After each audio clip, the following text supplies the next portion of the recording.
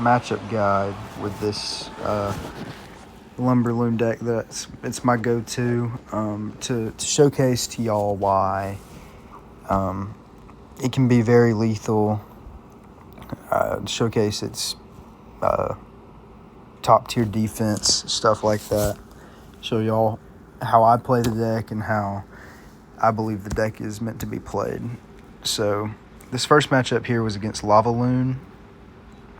And as the match goes on, I'll explain the plays I made. So when I see Lava Hound in the back, I know it's Lava Hound deck. He doesn't have many ground cards. So I immediately played my Lumberjack, hoping to get damage, and I did there. And I forced out Elixir that he would have needed to either... I didn't know he had Lightning, but that was to make sure that he couldn't Lightning my Musketeer over here on defense, or Fireball, whatever I was thinking that he had. Which I think I lucked out in this matchup that he had Lightning, because it's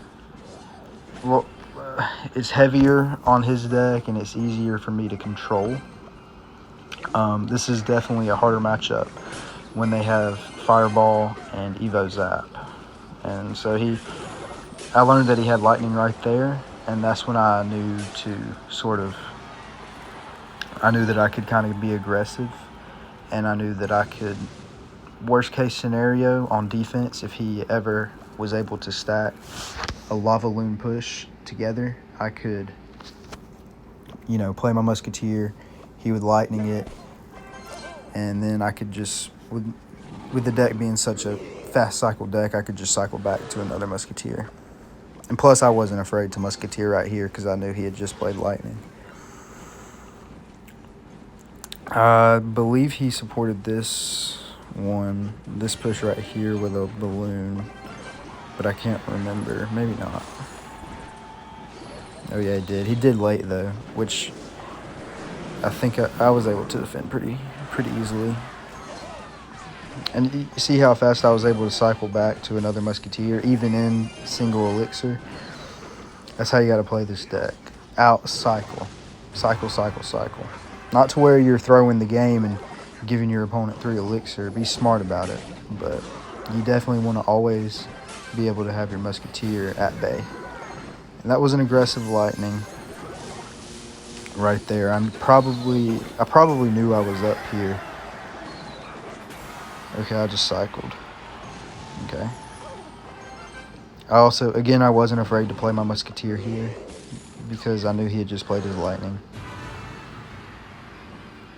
That Knight was to protect it from a Mega Minion or something. And then I definitely looked out that he didn't have Zap.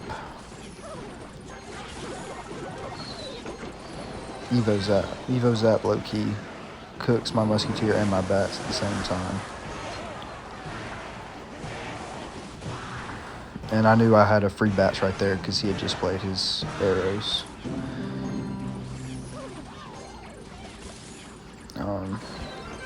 I probably went in here. Yeah. Oh, he gave up. Yeah, I forgot I made this guy rage quit. Next match. Here we got in a game against recruits with Hog Rider. Luckily he didn't have Flying Machine, or I would have been totally hard countered. I can't really do anything about a Flying Machine because I don't have like a Fireball or something like that, unless I get lucky and I can snipe it with a Musketeer. But it's really hard to do that when it's behind 6 recruits.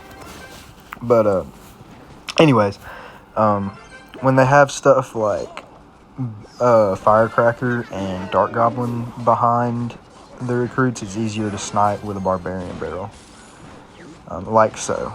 And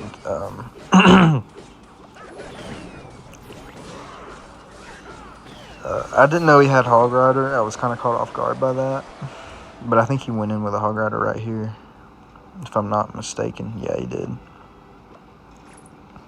I didn't want to overcommit with a snowball, but if it was do or die right there, I would have snowballed to take 0 hits. Um, I think I started anticipating recruits. Or no, I went in here thinking he didn't have totally crazy air defense. Or no, I didn't, because he recruits. But to counter recruits, you just got to play your knight in the middle and cycle your musketeer on the side that they have more damage on.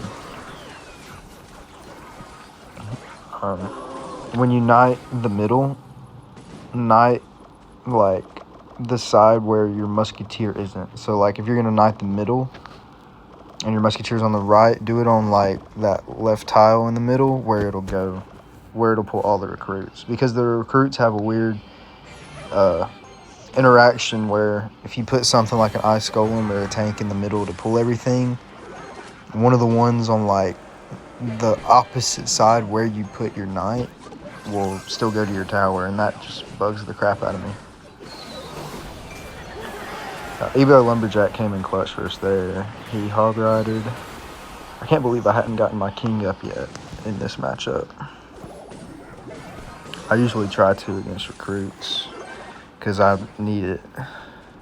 I went in here and bypassed his cannon, which I wouldn't win these matchups if I didn't have the ability to bypass anything.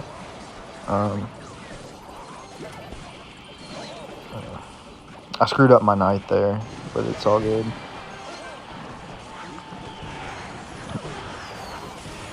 I should have predicted that firecracker looking back. There I was trying to predict his skellies, but he played recruits instead, and I was late. My musketeer kind of got cooked there. I was trying to snipe that dart goblin, but I should have just went with the barbarian barrel. There on the right, I was trying to apply pressure with bats. This is where I won the game right here. I got good damage on both sides with that Evo Lumberjack being as the broken card that it is. I screwed up that knight there, so I had the Lumberjack. I knew he would hog rider, but I was able to live to tell the tale. Evo Firecracker is probably one of the most annoying cards to see. And then here it got really close.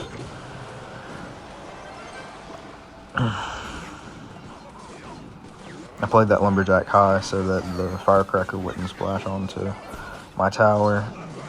I bypassed his cannon, and I was able to win there.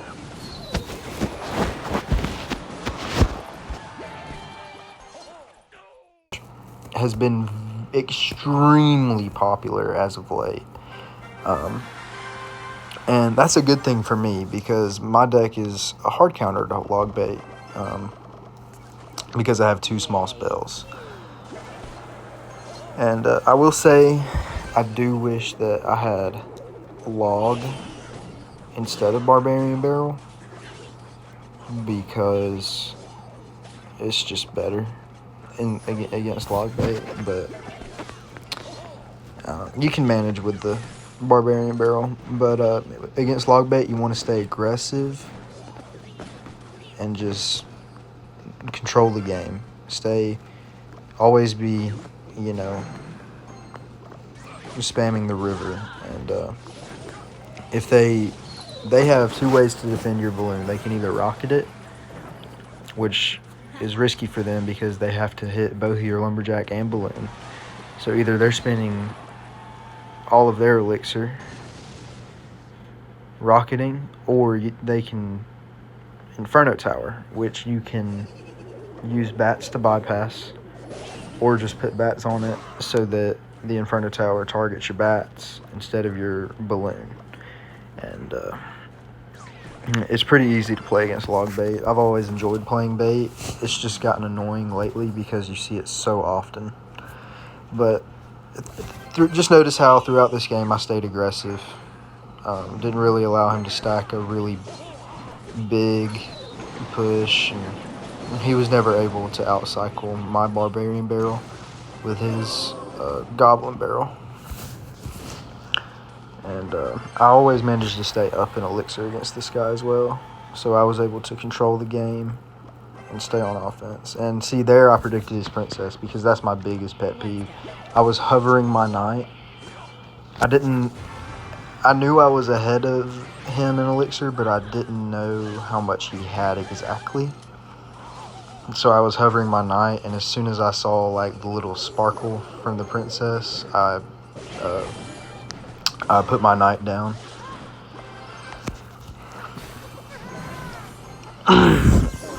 And I was able to walk away from that. And here I got good damage from the Evo Lumberjack. And that put me within a balloon. I predicted his princess there again. Part of that was me knowing he would place it because I knew he was at 10 Elixir. And part of that was also defending the Valkyrie.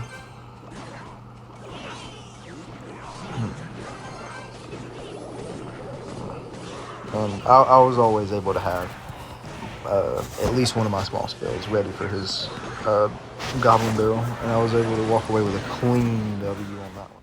A win against Splash Yard. This is once in a blue moon, y'all. This is awesome. Graveyard is the hardest counter to Balloon. Splash Yard in particular, because you don't have the best answer to Graveyard. They're going to poison your Musketeer and your Bats, making them basically useless. And I won this match here because I got super lucky to start. This guy didn't play the greatest to start, so I was able to sort of finagle my way out of this one.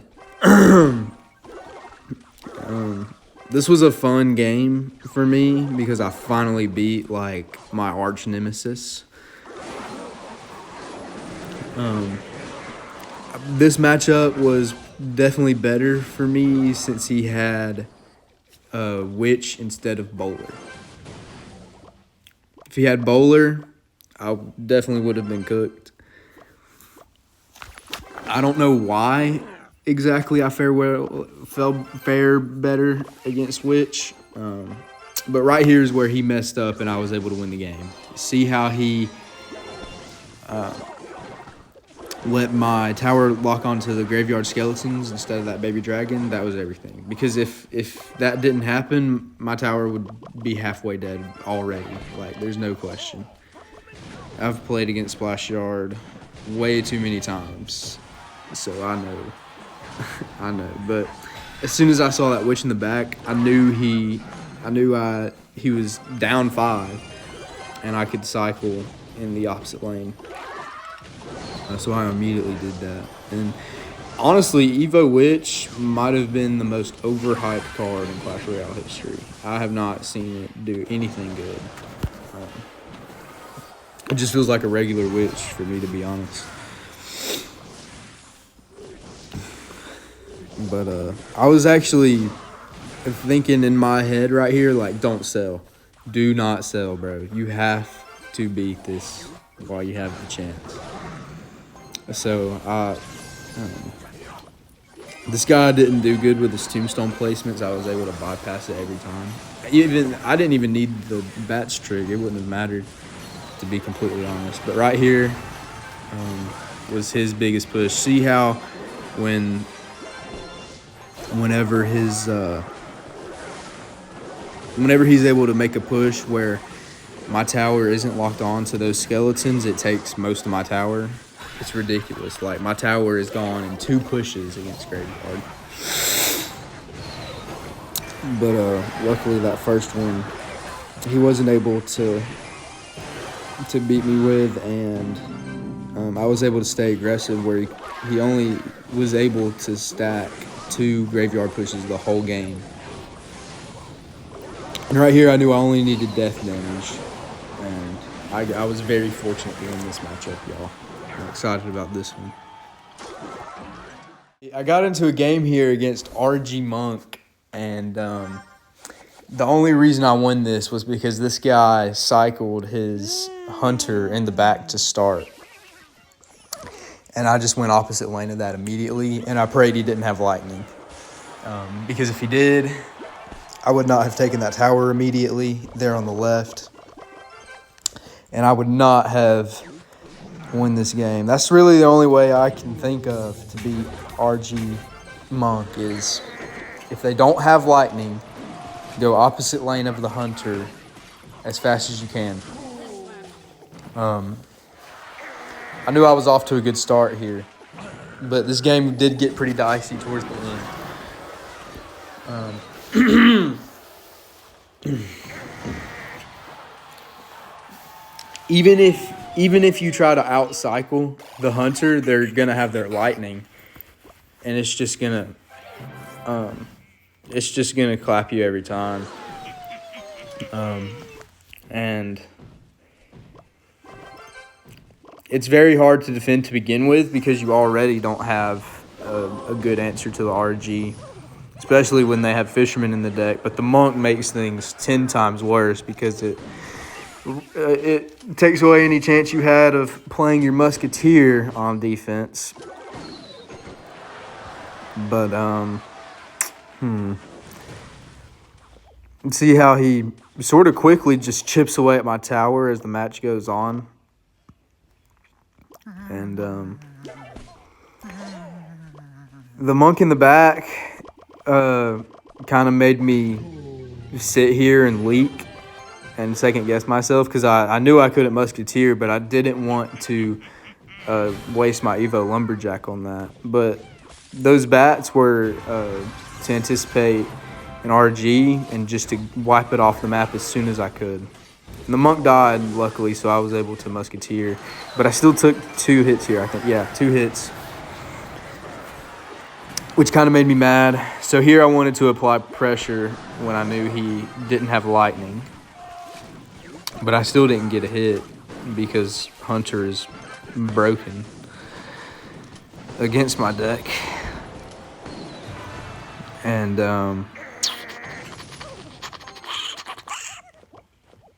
yeah, this was unfortunate timing right here. I cycled my musketeer the same time he cycled his monk, and it just kind of clapped me. And this is where it got dicey. And so I played this knight in the back just anticipating that he was going to take my tower, and I was just kind of resetting, getting ready for overtime. But I got super fortunate there that that game didn't go into overtime because I definitely think that I would have lost that game.